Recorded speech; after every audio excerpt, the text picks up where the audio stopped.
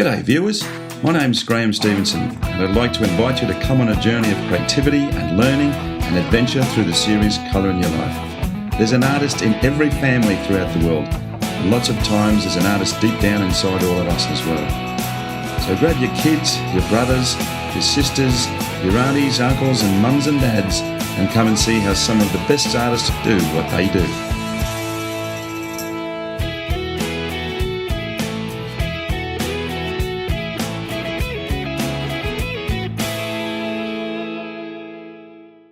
Well, hi folks, and welcome back to Colour in Your Life. Well, we are in the North Island of New Zealand on this trip, in the south end of the North Island, in a beautiful town called Wanganui, a really great arts community down here.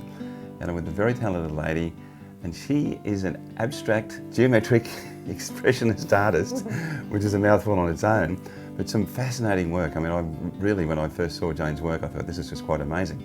But I'd like to introduce you to Jane Toy. Jane? Hello. Thanks for being on the show. That's fine. A real pleasure to be here.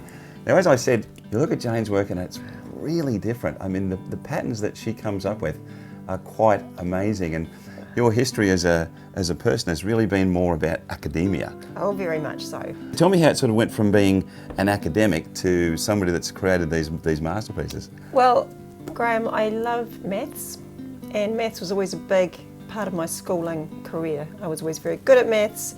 Just really loved numbers, loved pattern. Over a series of, life events, I ended up in England working in accounts. Really liked the maths side of it and the precision, but the actual working in accounts was so depressing. And then move on, some more life changes, and here I am working with numbers again, but on the creative, wonderful pattern side of numbers. There's a real juxtapose because you've got this real looseness in the way that you approach the initial part of your work, and then you come into the geometry side. So there's a real juxtapose on top of each other. Where did you come up with that idea? Essentially, it's all about the colour and it's all about the materials. My process is really important and experimenting is really important. So one of the things that I'm wanting to do is get the paper to really talk, but also to get every single material and process to really sing through my artwork. Yeah, and there is fantastic stories behind what Jane does, but I'm going to step out of shot like I normally do, and I'll let Jane start the process of putting this together. I mean, she's going to go through the materials and how she does it, but there's a lot of intricacy involved in the way Jane puts these together. They are really detailed and then complex, but at the same time they're so pleasurable to look at and simple in their terms. But let me get out of the picture and we'll let you take over. Thanks, Graham. Fantastic.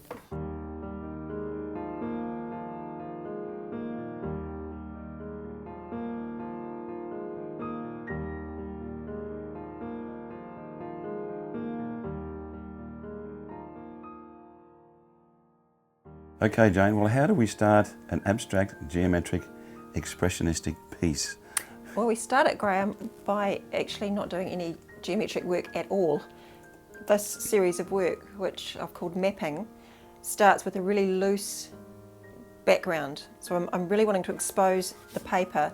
This particular paper I'm working on at the moment is 600 weight hot press paper. The hot press part is really important because it gives me a real smooth finish, which with the way I'm working at the moment is really, really important. My materials, at the moment I'm working with acrylics. The way I work is usually work out which sort of palette I want the whole piece to have and what the finished sort of overall colours are going to be. So I just do finger wipes on a rough piece of paper just to see if those colours are all going to balance together. I don't often work with what you'd call a harmonious colour scheme. Parts of it will be harmonious, but then I like to bring in one complementary colour. So probably what I'm going to do this time is stick with this colour scheme here and add a little bit of the turquoise in, and that'll just keep the harmony, but then you've got an area that's going to pop right out, and that helps me to really play with my colours. So for my colours, I'll choose cadmium orange, phthalo turquoise. What else did I want? I wanted this Pacific blue, which is an unusual, it's a little bit more opaque than I would usually use for my wash backgrounds, but that'll do. And then I haven't decided yet which kind of magenta colour I'll bring in. I'll just have a look while they're really, really wet down to see what happens. So the first thing I do is make my really watered down acrylics. I kind of use them like watercolour. What I'm going to use as well are these Lumiere, they're a metallic acrylic, really, really quite special paints. You've got to give them a really good shake because they've got quite a lot of heavy metallic stuff in there. That's the technical term. So I'll just pour a bit of that in there. Really reflective and really lovely. And what happens with that is when I mix it with the other paints, the metallic part of it actually kind of splits out, and that creates a really interesting finish on the dried paper. So I'm just pouring water in, quite a bit, because I really want it to be really, really able to move around on the paper. So I just have to stir that in really, really well. So that is really, really watery in there. Like, really watery. You can see it dripping off the brush. And like, I just drop some on the paper. It doesn't matter because that's all part of this process, is being really, really loose. And what happens, happens. I'm letting the materials really do their job. Since you started your art career, is really experimenting with a number of different materials to get what you want. Yeah, I think my honest belief about art is that that's the only way you can come up with something authentic, is by experimenting with your materials. And I think all artists should do that. It's just like play. You know, I think a lot of creativity should be just like play. If it's not like play, I think you're doing something wrong. Yeah, and in saying the word play, this has really, over the years, helped you get over a position where you were suffering from some quite bad depression and anxiety some time back. Yes. And it's really helped to change your whole focus in life. I mean, I love the fact that art can do that, but how did this come about? I mean, I know it sounds like a cliche, but it's not wrong to say that it has saved me. The art has changed my life, it's saved my life. It's taken me in a direction that I never would have, even anticipated I would have gone in. Yeah, it's just become a really important healing tool.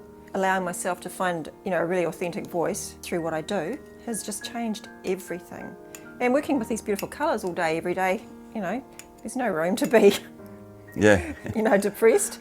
And I think, bringing a lot of colour, then I know the program's called Colour in Your Life, but it's, it is. The colour in my life has changed everything. So first thing I'm going to do is use these big brushes and just get it really, really wet, really, really drippy, and then just light on. And I'm going to put a few sort of what you would think of as brush strokes, but I'm not really going to worry about that too much. And see the way the water is just, the paint is just sitting on there. It's very, very wet. So I'm just putting on bits of paint randomly where I kind of feel like they want to go. Let the picture talk to you. Yeah. Yeah. Yeah, I just let the colours do what they want to do. And that's why, interesting things happen. You can't direct what's going to happen when these two colours touch each other.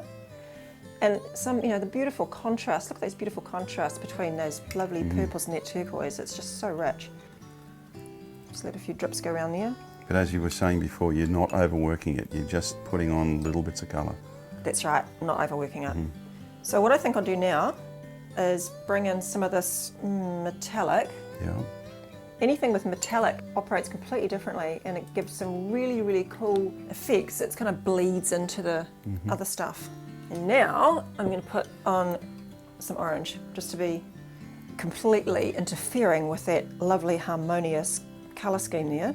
And so you can see, by bringing in a complementary colour, it just makes such a huge difference. So now what I'm going to do is that. And just let the paint drip down. That's that background pretty much finished. But what you've done for us today is you've actually prepared a number of different pieces that we can follow through with you. And the next one that we have coming up is one where you're going to start to put the lines and the geometry on the piece as well. Yep. So let's move to that one then. Okay.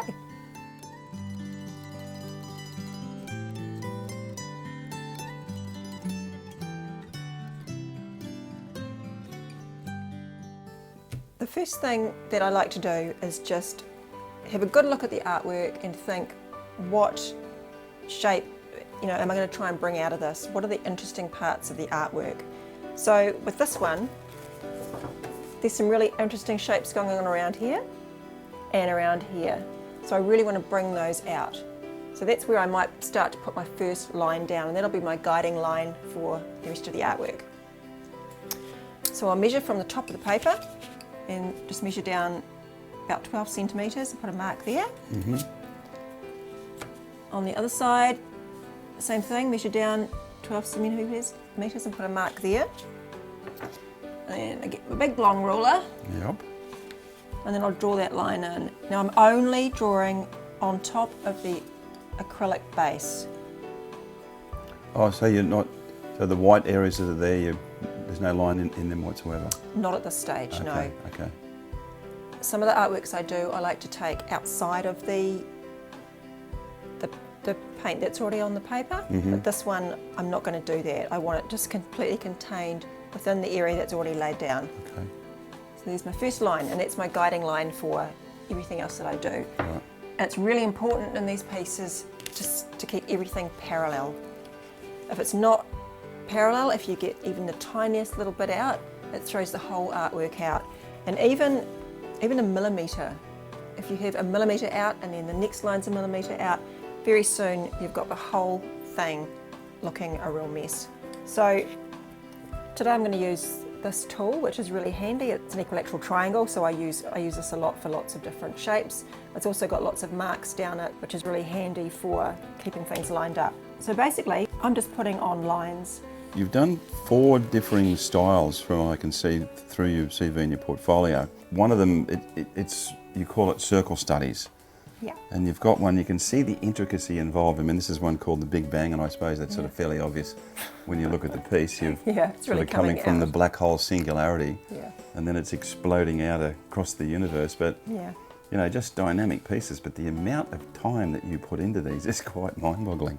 Yeah, putting that initial work in is so important. I can't sort of emphasise that enough. If you don't get that right, your piece is not going to hang together properly. There's another one that you've got called Mirror Me Mini E. I was going through a phase where I was really enjoying having those larger circles at the top, very symmetrical form, and then dropping it down and just mirroring those shapes. So now I've got some of my initial horizontal lines going across the work, and then I'm going to draw this line down here.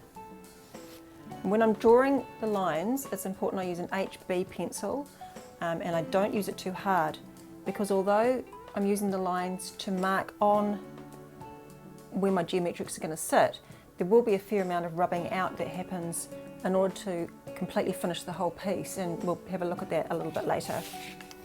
So I turn it around at this stage, and then I'm just lining up again, and I start working, bringing those lines across. So if I do a couple that way, just to show. And then if I want to have a line coming across this way, which will form the equilateral triangles, then I can place my ruler along here, and then I'm starting to form my triangles. There's another piece here we've got called Beeline, which is part of your mapping series, but it must be really meditative. Oh, it is. To just, because you must just sit down and then zone out when you're doing this. I do. The drawing up can be quite, not stressful, but you have to really focus hard. It's a lot of concentration. But the painting of it, it's kind of like you take a breath and, you can sort of relax into the piece. You've got all the background work done, and then you just let the colours talk to you and guide you through. So as you can see, I've got quite a lot of the lines down on this piece. Eventually the whole thing will be covered in various geometric shapes. I've got equilateral triangles going on in here, but I might take it somewhere else as well. But in the meantime, I've got a piece I've already started, which is going to be more 3D, and we'll take it from there.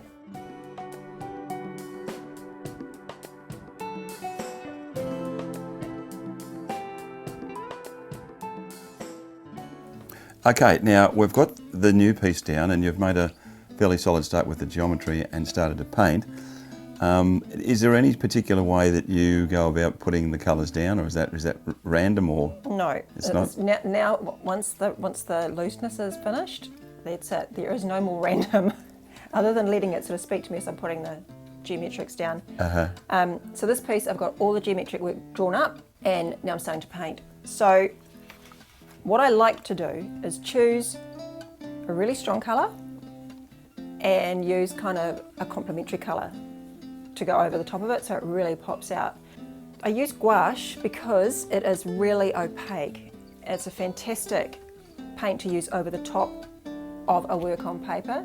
It completely covers what's underneath it with only one layer of paint, which is really, really handy when you've got, you know, a million tiny squares to paint.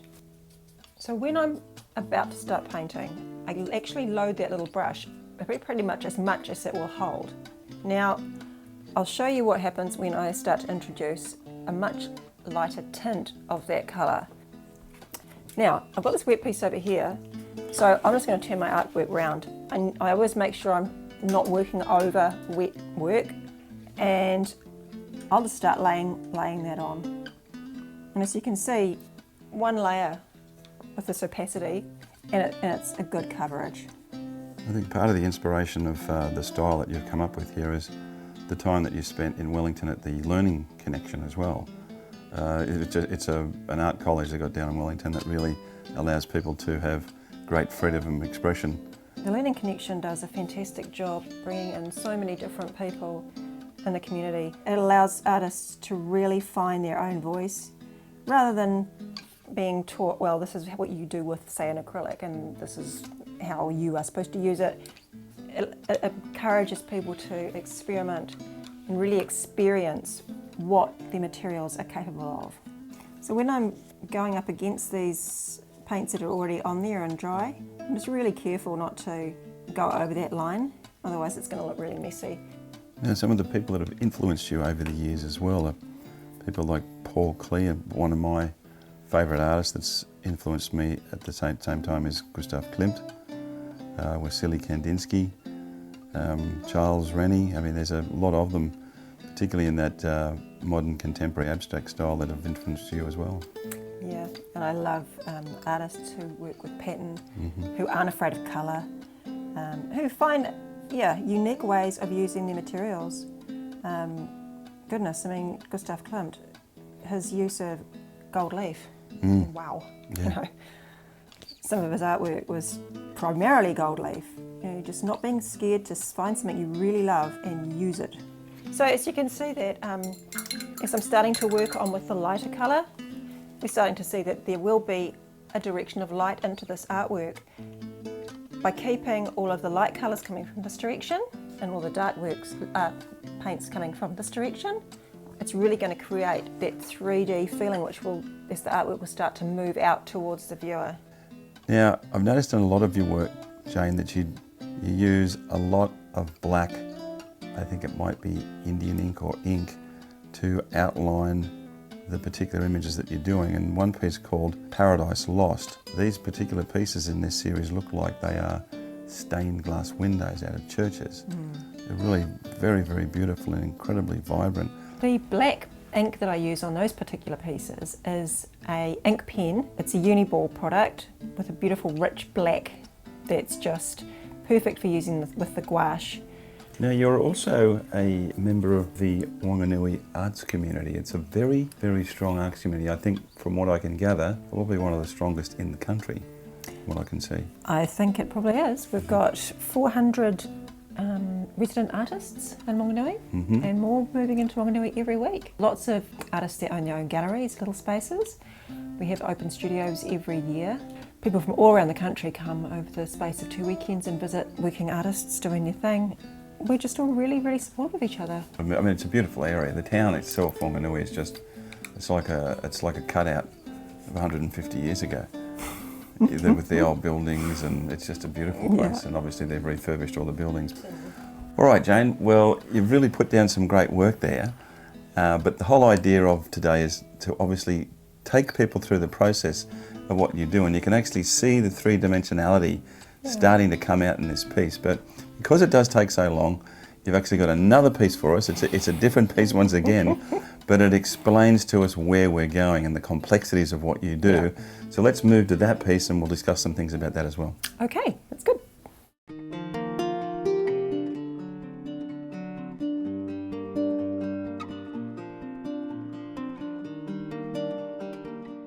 All right, Jane, well, we've gone full circle with you today, and you've Sure got a have. piece here that you've almost finished, but there's a last technique and some other things you want to explain to us as well. That's right, Graham. The acrylic's done, all of the painting of the gouache work is done on the geometric work. This is obviously about hexagons. Now what I'm doing now is working with a very, very fine metallic pen, and the ink comes out really smoothly, which with all of my materials it's really important to have that. So if I just go down over the line and back, really careful not to go over the paintwork, and every time I've done a line, wipe the edge of the ruler. Where do you feel that your work is actually going from here? I think large. Taking these kind of images to a wall of a building. Yeah, even if you look at this last piece that we've got called Torn, you can literally see that on the side of a building. Or I mean, I personally think corporate pieces in the foyers of large buildings because they're just so spectacular. And they're very colourful. You know, the whole that's an understatement. grabbing people's attention with colour is something that's really, really fun. And as you know by experience and where you've come from to where you are now, is that colour really has helped you to get out of some dark places. Definitely, it definitely has. And the injection of colour into city environments is something that's really, really important. Okay, so this piece is getting near completion. And part of the process right at the end that I need to do is actually some rubbing out. Basically, I just take a really nice, soft, good quality rubber. So I'm just rubbing out really carefully. And as you can see, we're just screening up the final piece that Jane has been working on today. And I think that her style is really quite spectacular. The symmetry and the geometry are just wonderful, and the colour itself, it really is a magnificent style of work.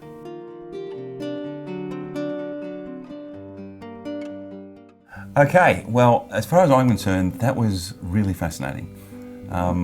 You know, I'd rave a little bit sometimes, but looking at what Jane does, and you know, when I spend some time with an artist whose style I really admire, it starts to go through your head, and you want to sort of say, God, can I do that with some of what I'm doing as well? But really fascinating day. I think you've got a fantastic approach to your work, and it's an amazing style. It really is. So, thank you so much for being on the show. Thank you, Graham. It's been really, really pretty cool, actually. I'm glad you enjoyed it. And as I said, Yeah. there's just some people's styles that stand out, and this is one of those today. Your website is? janetoyart.co.nz. Excellent. So pop in and say hi. And we would also like to thank New Zealand Artists Magazine. Megan and the girls do a fantastic job in representing all of the artists across New Zealand. It's a fantastic magazine. Also, come and see us at colorinyourlife.com.au and come and see us on our Facebook page and our YouTube page. Our numbers are climbing really, really rapidly these days. We're going to move on. Fantastic country, more great artists to see. But as we always say, remember, make sure you put some colour in your life. And we'll see you next time, guys. Bye now. Bye. Bye.